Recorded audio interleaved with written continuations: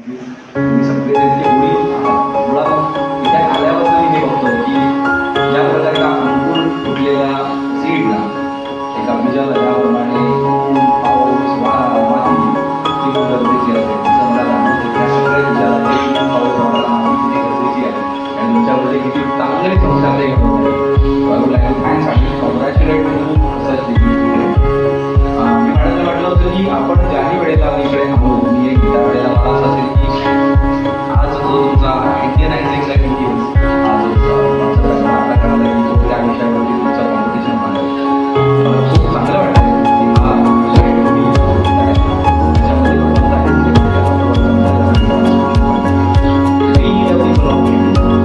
मला बघायला खूप छान वाटतं की मेजॉरिटी लोकांची आणि आपल्याला म्हणतो की महिलांना आरक्षण महिलांना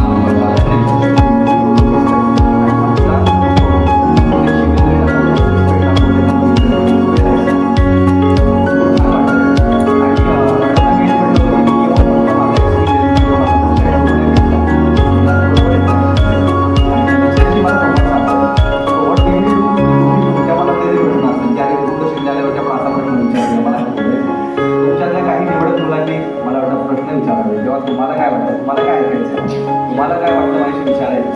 तसं काहीतरी करूया. आता मी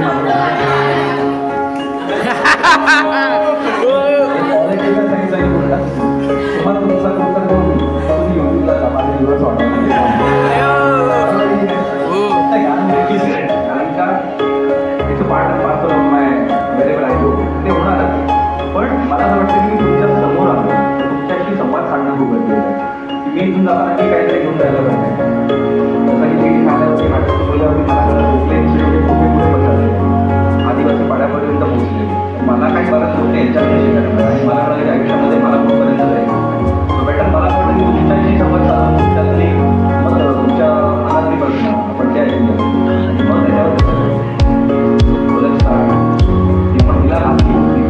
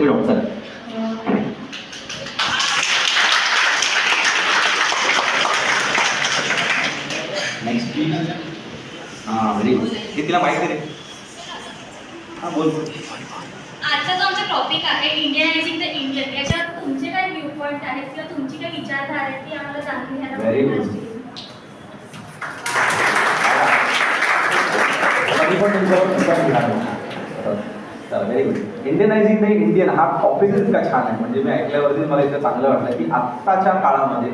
जिथे आपल्याच भारतामध्ये आपल्याच इंडियामध्ये आपल्याच हिंदुस्थानामध्ये हा इंडिया आहे की भारत आहे हा वाद एकीकडे सुरू होतो आपण याला इंडिया म्हणायचं की भारत म्हणायचं राईट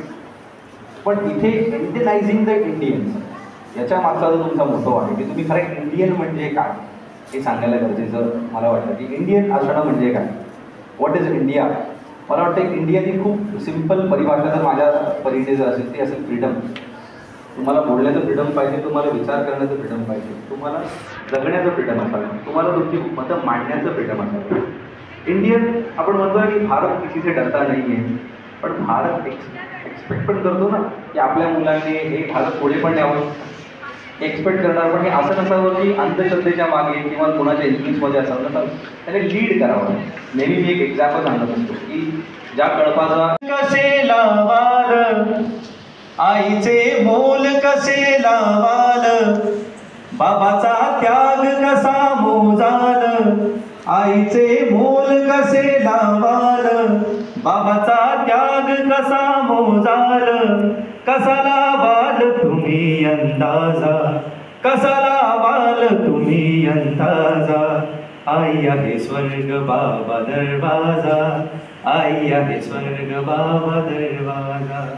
आई आहे स्वर्ग बाबा दरवाजा, आई आहे स्वर्ग बाबा दरवाजा. थँक्यू. शिंदे आपल्या महाविद्यालयाचे उपप्राचार्य आणि गोखले एज्युकेशन सोसायटीचे assistant branch secretary doctor Mahesh Awati, political science डिपार्टमेंटचे आमचे अतिशय ॲक्टिव्ह प्राध्यापक श्री अनिकेत, या युगांतर 3O मध्ये होणाऱ्या सर्व स्पर्धांचे परीक्षक, माझे सर्व सहकारी आणि विद्यार्थी मित्रमैत्रिणी, सर्वप्रथम युगांतर 3Oचं उद्घाटन झालेलं आहे असं मी ऑफिशियली आणि फॉर्मली घोषित करत आहे. त्याचबरोबर युगांतर 3O मध्ये ज्या ज्या स्पर्धा होणार आहेत त्या सर्व स्पर्धांसाठी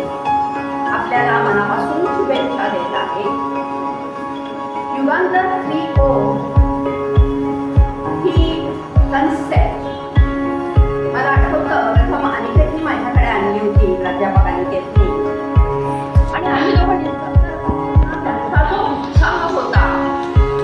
त्या उत्साहातनं मला संभव जाणवलं